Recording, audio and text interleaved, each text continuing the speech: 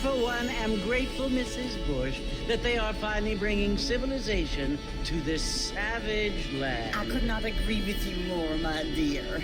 My daddy settled this land, and I know he'll be looking down on us, pleased at how we help the natives. Yes, they've lost their land, but they've gained access to heaven.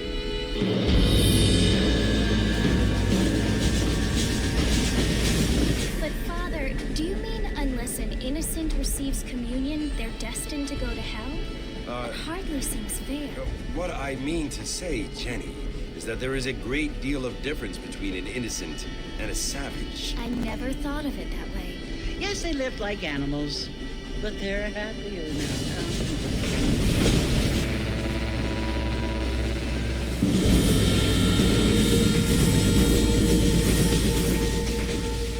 Not only do people now have motor cars, Father, but I heard that pretty soon we will be able to fly. No, only angels can fly, Jenny. No, apparently people can fly.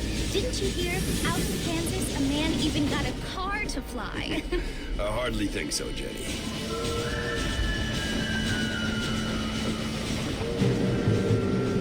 Apparently, Mr. Johns wants to run for governor, which is why he's so concerned with cleaning up the state. Nate Johns. Yes. His family is nothing but hillbilly trash that came here after the war. I don't want to be judgmental, but this state should not be ruled by such a disgusting family. A family without class. Apparently, the Johns family have made a lot of money, and he has a lot of friends in politics. Mrs. Bush, money isn't everything. There are many things that money cannot buy. It seems that money can buy voters, though.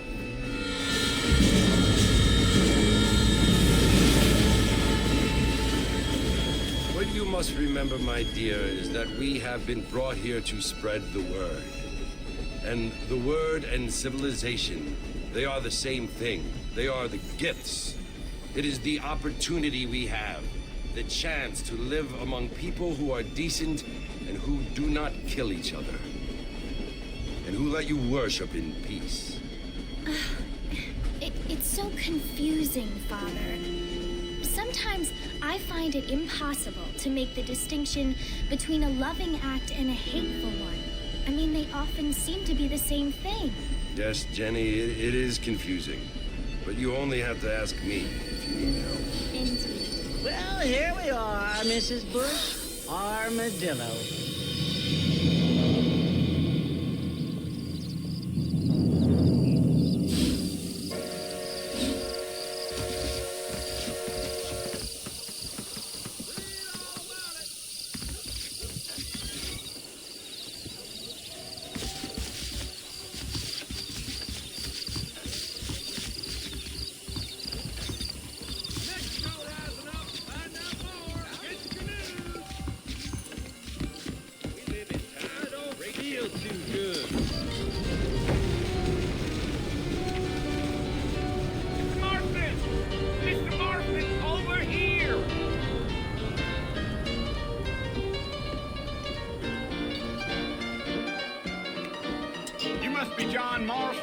Sometimes. I'm Jake. Your friends from Blackwater hired me to guide you. They ain't my friends. Pleased to meet you, Jake. I got the horses saddled up and ready out front.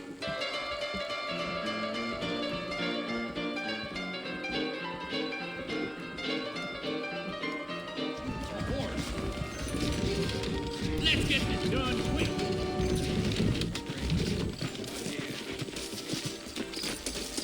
Well, here, let's mount up and hit the trail. That's what you keep saying. Take it easy until we're out of town. Ain't no point in causing a ruckus. Yeah.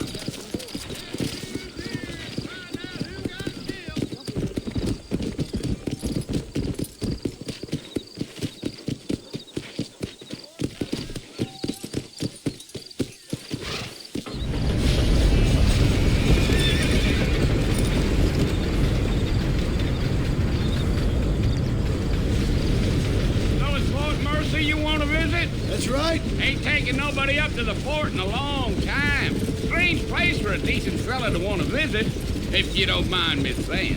Who said I was a decent fella? It's been more than a Mexican War. What kinds of soldiers around back then? Why'd they leave? Well, I ain't entirely sure. I heard they had to go up north to fight Indians, or maybe they got tired of being soldiers and went looking for gold. You know how things is. So what are you doing up at the fort? I'm looking for an old friend. Well, like I says, you ain't gonna find many folk around those parts these days. Those you do find are about as sociable as an old serrated back tooth. I mean, I ain't one to judge a man by the company he keeps, but... Well, he ain't been friends for a long time.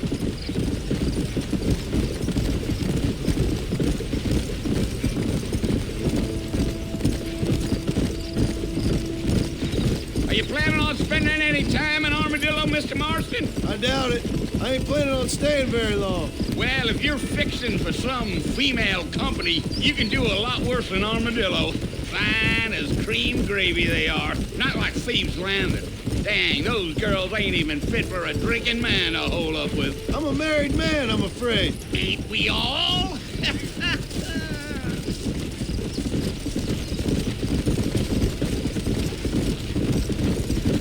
Come on.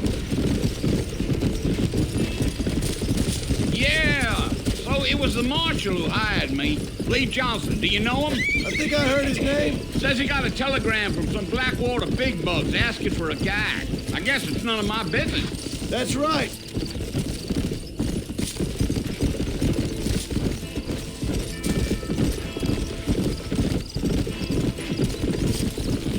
You ain't very talkative, are you? No, I'm just chewing the dog, mister. It's how I am. I don't mean nothing by it. trust me. There's things you're better off not knowing.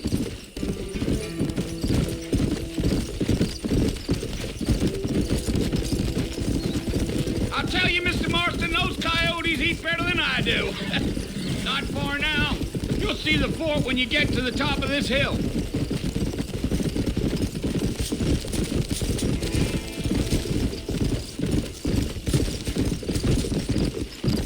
Slow up. Listen, mister. This here's what's left of Fort Mercer. Some gang rode in and took the place over. So I understand. This is where we part ways, friend. You have yourself a good time.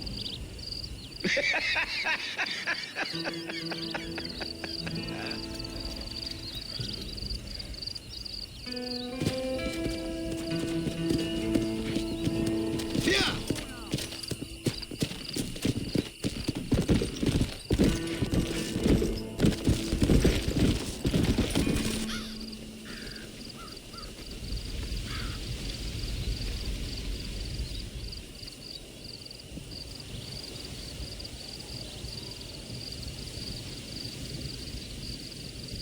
Bill!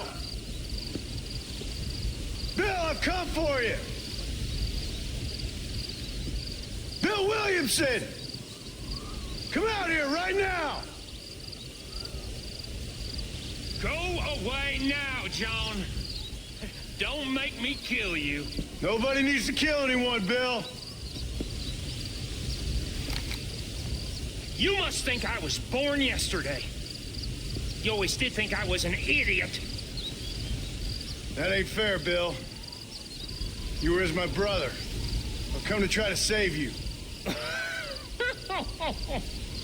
Oh. Do I look like I need saving? Bill, please. They want to kill us all. I can help you. Well, you never tried to save me before. You only seemed to save yourself. Bill, I implore you think about this. You implore me? You implore me. You always were one for fancy words. Oh. Well, things are different now, John. Now I'm in charge. No more Dutch. And no more you. Implores. I implores you to go back and tell them to send someone just a little bit more impressive next time. Well? Oh. Poor kid.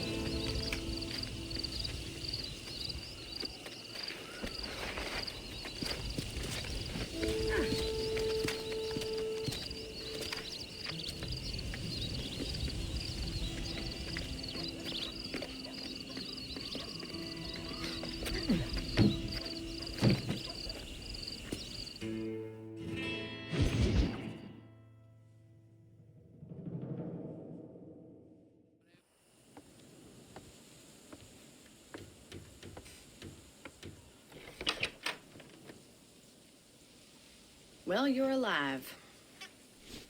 So it would seem. So, how do you feel? I don't know the polite word for it. I do. Stupid is the word we use around here. What were you doing? I was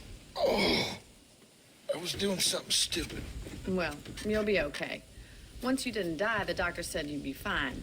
He got the bullets out a couple days ago. Good. It cost us $15.